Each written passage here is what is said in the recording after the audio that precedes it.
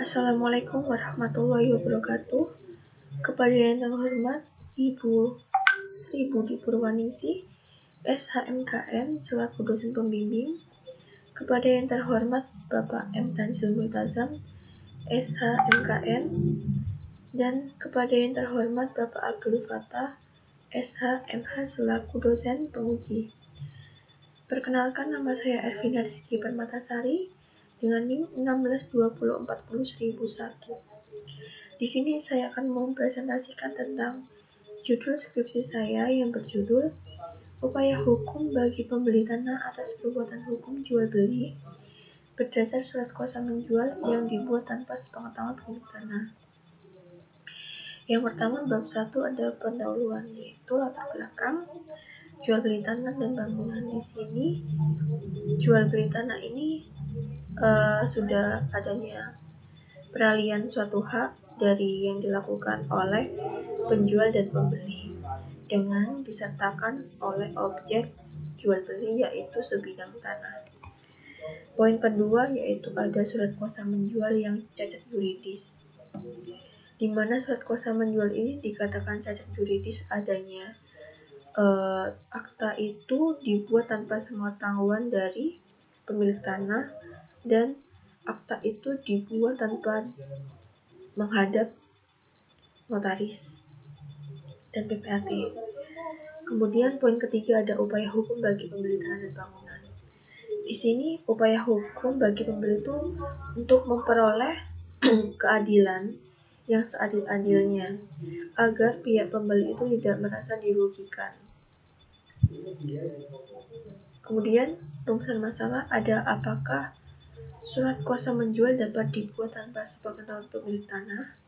Kemudian apa upaya hukum bagi pemilik tanah atas perbuatan hukum jual beli berdasar surat kuasa menjual yang dibuat tanpa sepengetahuan pemilik tanah.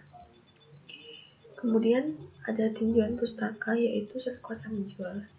Di sini surat kuasa menjual ini harus dibuat di hadapan notaris dan PPAT.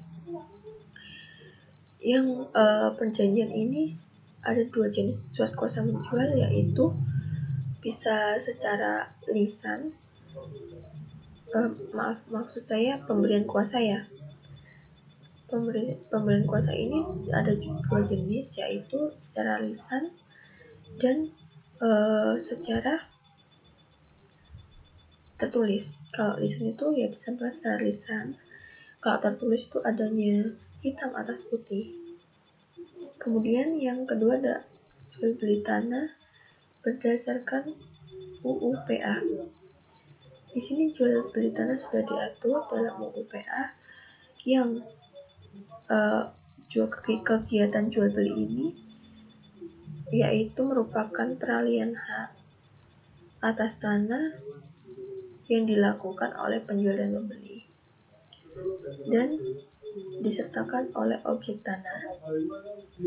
Di sini yang diatur dalam UU PA ini ada jual beli, hibah, tukar menukar, dan itu sudah menerangkan untuk mengalihkan suatu hak kepada pihak lain.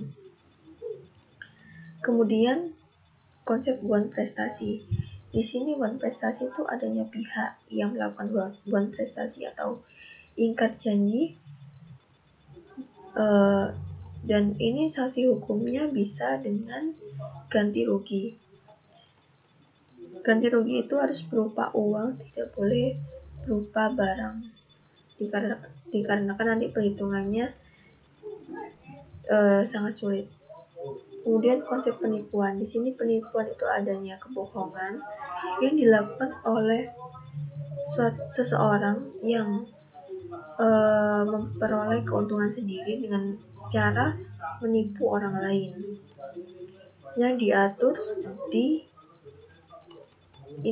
KUHP pasal 378 tentang penipuan. Di sini sanksi hukumnya bisa 4 tahun pidana penjara. Kemudian pemalsuan surat, ya ini adanya seseorang yang dengan sengaja memalsukan surat.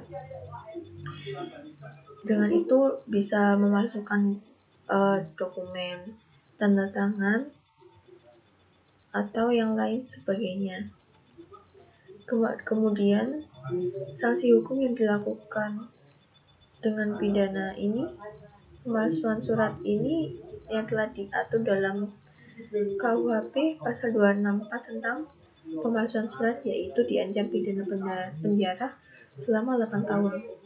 Kemudian konsep upaya hukum di sini, upaya hukum bisa dilakukan bagi pembeli untuk memperoleh keadilan dengan melakukan banding, kemudian perlawanan seperti itu untuk memperoleh keadilan.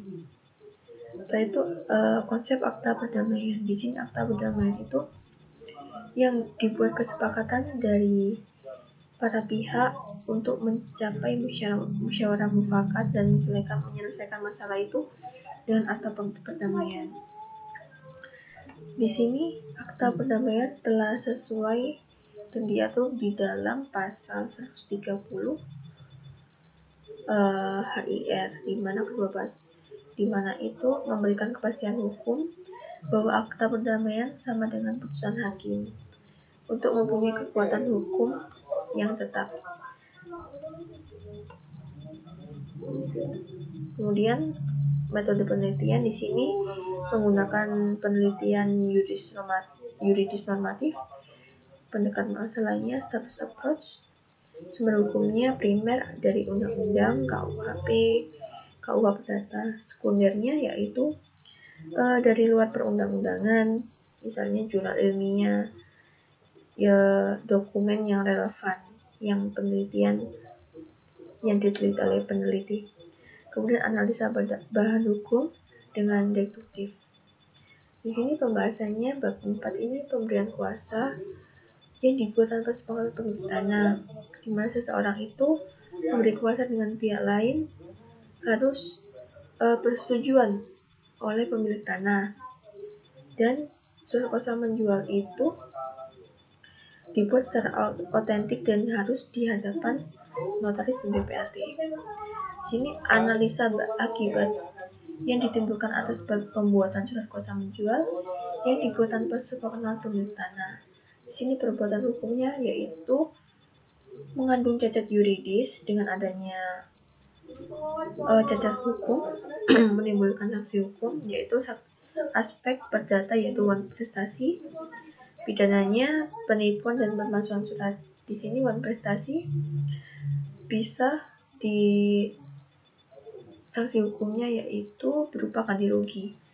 Penipuan dapat sanksi hukumnya 4 tahun penjara dan pemalsuan surat 8 tahun penjara kalau itu surat fakta otentik. Di sini upaya hukum bagi pembeli untuk memperoleh keadilan yaitu dilakukan oleh pembeli, yaitu verset melakukan upaya hukum banding kasasi.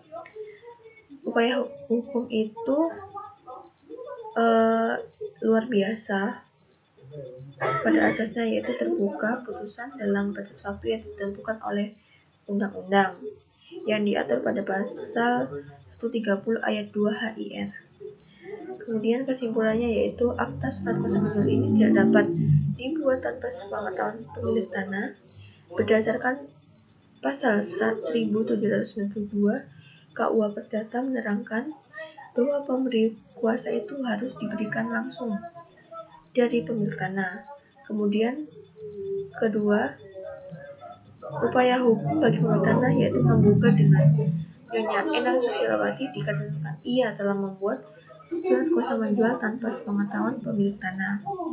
Kemudian Tuan Yakutsa itu dan Sudiono harus menuntut notaris Tuan A, yaitu karena dia itu membuat surat kuasa menjual ini tidak sesuai dengan aturan undang-undang. Sarannya yaitu Tuan Sudiono dan Yakutsa melaporkan Nyonya Endang Susilawati kepada pihak yang berwajib dan melaporkan notaris ini ke majelis pengawas daerah karena melanggar aturan membuat akta surat kuasa menjual dari pihak notaris.